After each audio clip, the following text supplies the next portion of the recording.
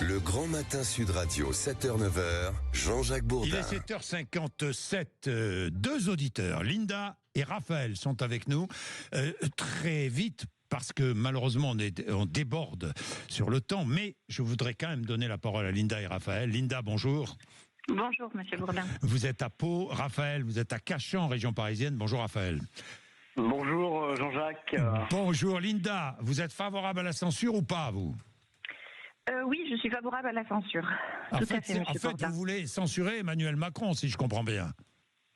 Je veux censurer Emmanuel Macron, je veux censurer les nouvelles lois qui veulent être mises en place, je veux censurer tout ce qui se passe actuellement. Voilà, tout ce qui se passe actuellement. Bien. Oui. Raphaël, vous êtes favorable ou pas à la censure ? Non, c'est pas la bonne méthode pour la simple bonne raison, c'est qu'on est en déficit depuis 1975 oui. Et que la censure, si elle fait tomber le gouvernement, va provoquer apparemment des turbulences sur les marchés financiers, ce qui va renchérir le coût du crédit et affaiblir effectivement les gens les plus faibles, qui ont du mal déjà à accéder au crédit bancaire. Donc effectivement, ça fait boule de neige, ça sera effectivement une contre-productif pour les plus faibles d'entre nous. Linda ? C'est contre-productif dans les deux cas, monsieur Bourdin. Aujourd'hui, oui. si tout ce qui a été dit passe, on va encore taper sur les travailleurs, on va alourdir les impôts, on ne va pas aller chercher les économies là où elles doivent être faites. Dans tous les cas, on ira droit dans le mur. Donc il faut censurer pour bien faire comprendre que les Français veulent un vrai changement et non plus de ces fausses mesures qui ne font pas avancer la France. Oui, voilà. Linda, attention, parce que s'il n'y a pas de budget, les impôts vont augmenter, Linda.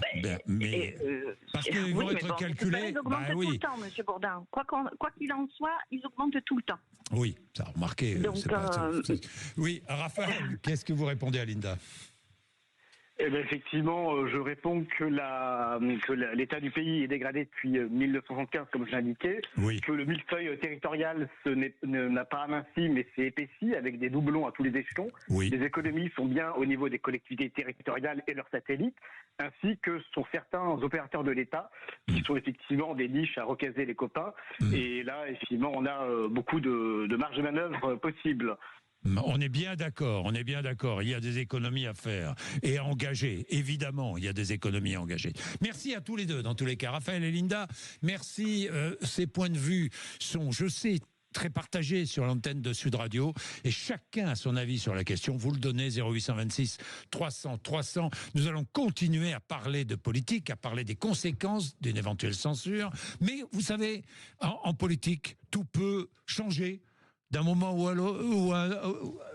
à l'autre, nous aurons ce soir Michel Barnier sur les deux chaînes de télévision. Nous aurons Marine Le Pen demain matin qui va s'exprimer. Nous aurons, tout est possible. Tout est possible. Vous ne raterez rien, vous êtes sur Sud Radio. 8h, la météo.